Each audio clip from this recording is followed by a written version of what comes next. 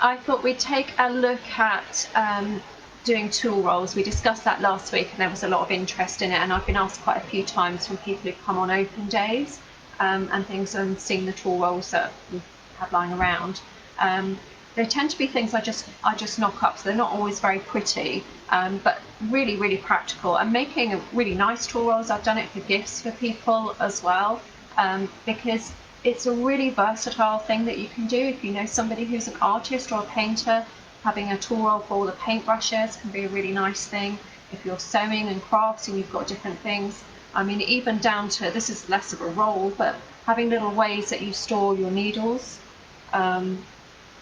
You know, things like this can be really, really bespoke and really nice to make for friends and family or for various things. So if you're gardening, you could have some gardening tools.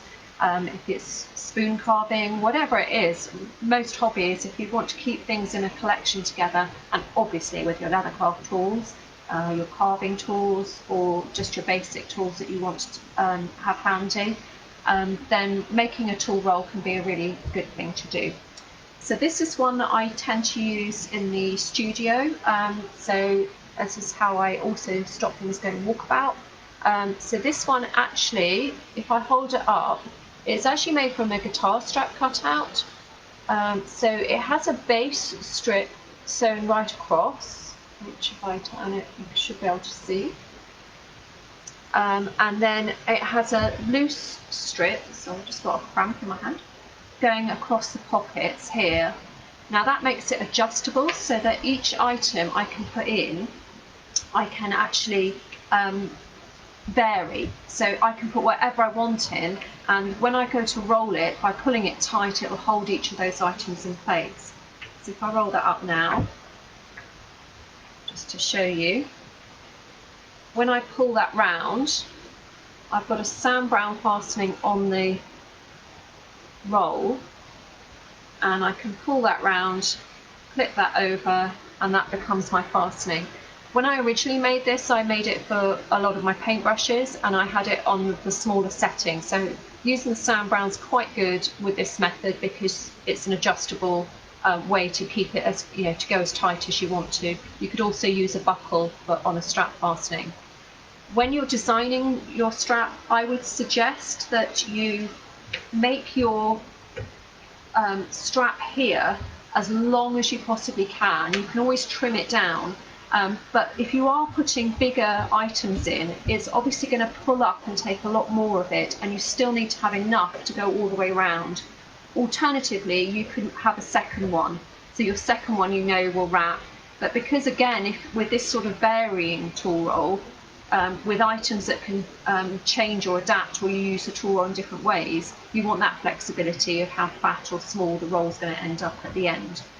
This one here, I've also put on a little pocket for my mini anvil, and I used a piece of just a little scrap of upholstery leather, and I found that a bit over time it stretched slightly. It's just sewn on the pocket with a little cutout so I can access the anvil.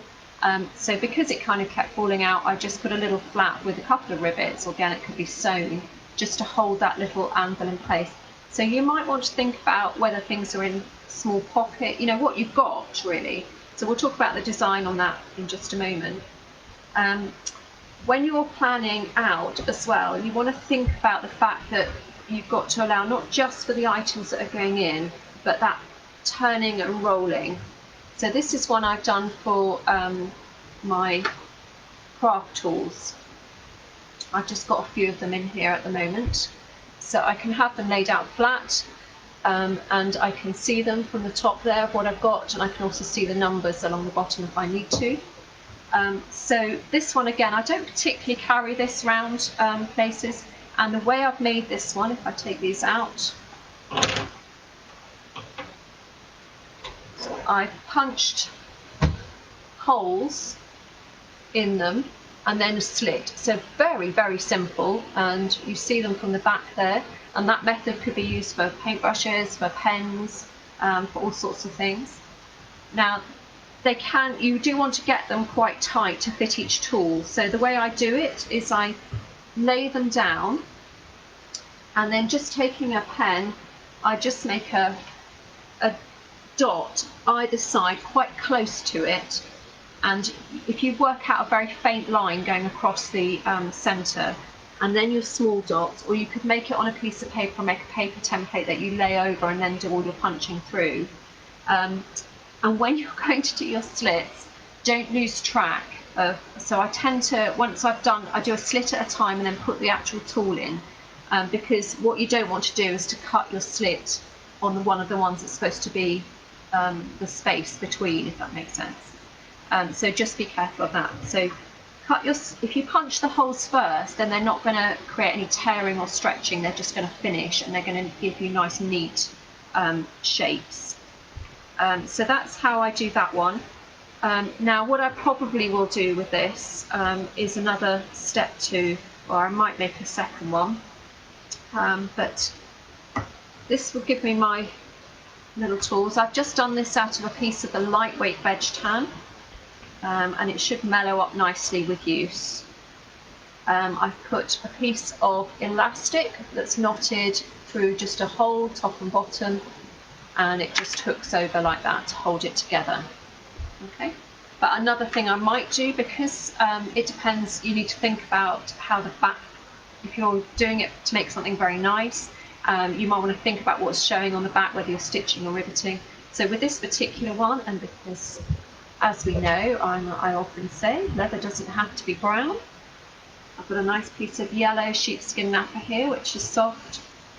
So I could sew this on, and I could give myself an extra bit for folding over. I probably would get a slightly bigger bit and make a little pocket flap to go over there, so that as I roll it, I've got the protection of the soft, but I've also got it stopping anything falling out. So it just, even if it's not completely sewn in, I would just have a little flap that can fold over, and then sewn. Just probably what I'll do is literally sew across that top piece there, so I've got a line of stitching there and there, but nothing else showing, and then it will fold up. So that can be quite a nice way to finish the tool roll as well. But as I say, that's another method. So that's just bearing in mind when you're doing it as well, that I've started with my heavier, larger tools at one end, and I need to know that they're going to roll. So you want to make sure you've got enough of a space between each of them. Whether it's these kind of tools or whatever it is, you just need to keep checking the spacing. And that's why before you start going straight to your leather, that a bit of planning and design is important. So this is how I plan.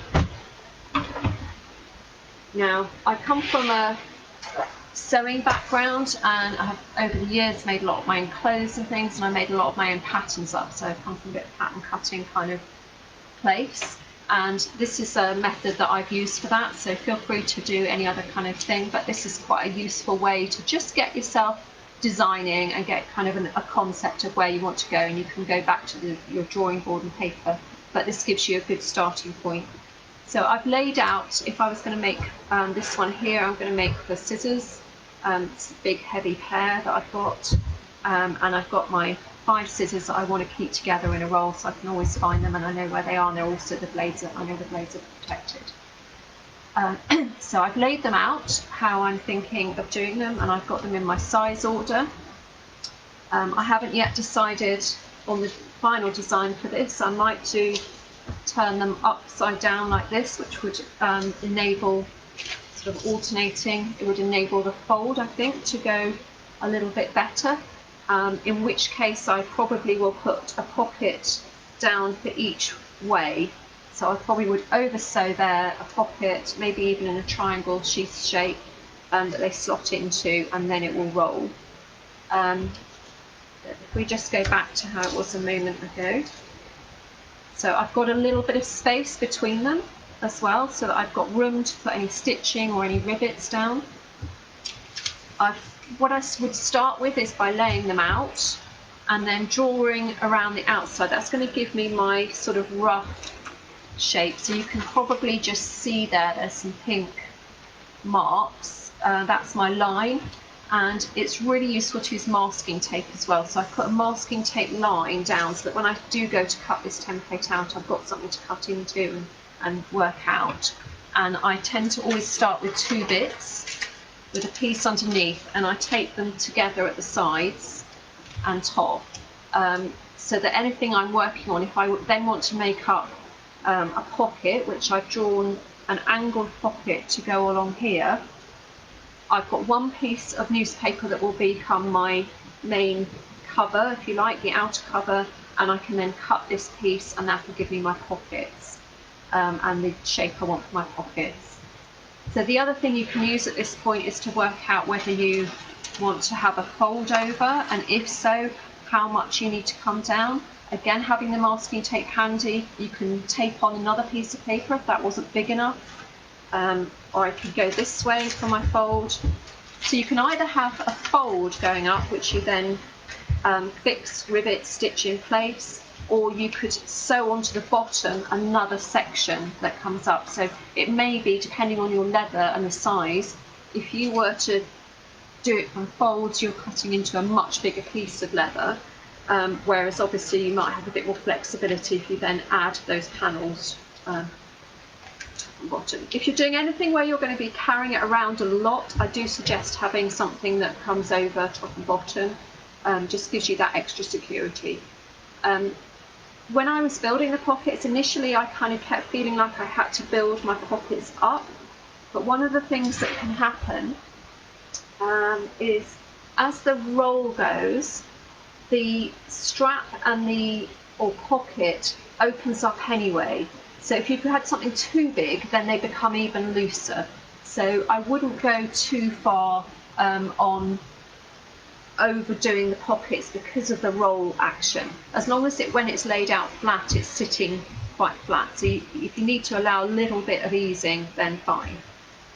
The other thing I would do at this point is, if I'm going to use any kind of strap method, like I've done on this one here with the rivets around, I've got a newspaper template for it, which I've just rolled up to give me a bit of rigidity. And then I've done it on a diagonal, so I've got a bit of a longer piece.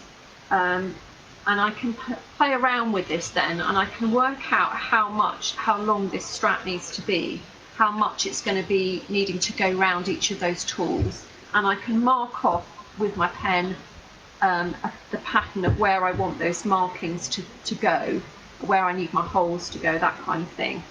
And from here I can make some design decisions too. So for example, if I was to take this completely horizontal and across to the smallest one, so that just the black is held there, if I go across there, then my biggest one, put that down a bit, is coming up way too high.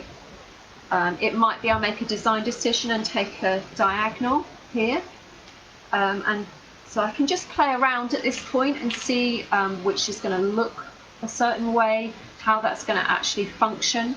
So it could be that I use both methods. I use a little bit of a fold over here, and I stitch little pockets so that just the tips go in, and then I've got a strap to hold it in place as well, as some reinforcement. It could be that with this big one, I think I'm definitely going to do that for this one. I'm going to make, and this is a piece of my masking tape, but I'm going to make a little leather strap that I will rivet or stitch down, and that will then have a press stud, so that the top piece of this scissor is actually held and doesn't move around too much inside the roll, because that particular one is my big heavy scissor. I always tend to put my big heavy ones on the side that's going to be inside to roll up and then go down. The other thing I can then do is, if I work out my actual sort of finished size, I can then try, and I've taped these in place just to give me an idea, I can then try rolling it up and see what happens.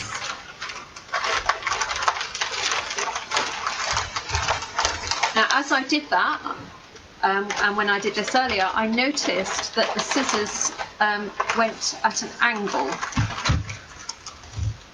So that one's, there we go. So they were naturally wanting to sort of go at an angle as part of the rolling action. So I think I'm going to change my design now, and I'm going to put them all slightly at an angle inside the roll. So I think what I will do for this particular one is I'm going to make that pocket going across, and I'm going to stitch them in little sections going down so that they've got something to go into and they'll roll easier. So that will be how I decide to do my scissor roll. So as I say, when you've got this bit, I would work onto a really long piece, especially if you're going to take any. Probably if I was to go back to the strap bit and do a diagonal, I probably would just do that in its own right and then add a strap at the end to make sure it goes round, and then you won't need that extra length. But always work with any of these, it's better to just make sure you just allowed a little bit of extra length so that you've got some room to play, because it's kind of deceptive how it goes. So that gives you a bit of an idea for design and patterns. One other thing I've been thinking about doing is a combination of an apron and tool roll. So the idea that I use the apron design so that the straps are around the top, and have a way that they would also go to the middle or make ties, and have my tools in there so I can roll that up. It has all my tools, it's got ties that come round, but when I open it up it's also an apron, and I've got my tools handy there. So that's one of my other design ideas that I might try and work on. This one here I've used, I've actually done it so that it's hung up, so I take it off without collapsing everything. So this is normally, you probably don't normally see this because it's normally behind the camera, but this is my little workstation, and this is my tool roll that I have with all my tools in. I have a little section for my needles, and again I have a little pocket for my anvil, and I put a pocket along the bottom with a couple of rivets just to hold the pocket flaps up. The other thing that can be useful is if you are doing anything that's got a sharp point, like particularly the stitching awls, is I do put corks in. So I have a little cork. Now this just stops the spike maybe piercing through the cover. So you'll see on there that those have got corks. If you are doing that, make sure that you've got the corks on at the time when you're putting everything together, so that you allow enough space in the roll for that to happen. So when I was doing this one, I just kept adding, I laid my tools out, and then I put this strap over, and I added it, one tool, worked out the measurement, put the next tool in, and kept putting the tools back in place so that I would get a sense and a feel of how it was measuring out, how tight everything was going, and how it was rolling. So keep kind of trying the roll, working out as you go along. So put my knife back in there actually, and yeah, as mentioned, I put eyelets in the top with some little elastic so that I can hang that on my nails. So this particular one I've made out of firm leather so that it doesn't flop. I've got some sort of structure and rigidity to that, so that I can actually have it hanging, and have it useful as well as rolling it up and having it as a tool roll. So lots of different ways and lots of different ideas. Again, I've got my Sam Brown fastening on here so that I can roll that up and tie that round. So that's my tool roll. So leathers that you might want to use, I would suggest pretty much whenever I've done these, I've mainly used the soft calf and the firm calf, either in combination or just as they are. This is the soft calf. It's got a lovely, it will roll really nicely. It's robust and tough, but it's also got a very good quality suede on the back, which is very protective of tools and different things. So it's a great leather to use for this kind of thing, and you can get a piece from the website for £10. So if you just type in calf leather or just calf, it will come up. This is the firm calf. So again, if you want a sort of more rigid or more structured outer cover, or for inner pockets where you need a bit more protection or some extra support, then this is a really good piece to use as well. And again, I mean, this piece had a bit of it off, but I think this piece was £10. So you're going to get plenty for a tool roll with a strap and bits from it as well. So good options for thinking about. You obviously can use veg tan. I probably wouldn't use more than 2mm for thickness, because you want to have that roll going. Maybe look at the economy veg tan. I think there's a 1.4 to 1.6, something like that would be suitable. And you could line that with a thinner veg tan for your pockets, maybe something like the calf kip side. Really, at this point as well, you want to be thinking about the end purpose. If you're making a tool roll that you're going to take out to the woods to do your spoon carving, you might want to make a finish on it that gives it your waterproofness. So you want to put something like duck's wax on the outside, and you probably definitely want those flaps so that it keeps any moisture off any of the metal of the tools. If you're making a chef's knife roll, you might want to use a product we've got that's antiviral, which we're just getting back at the moment. It's a new product called PermaProtect, and we just have the lab testing it for coronavirus as well. So we'll be able to give you some more information on that. But it's a finish, it just goes on like any other finish, but it's got those properties. So thinking about whether it's going to be an indoor-outdoor use, what might dictate the leather that you use.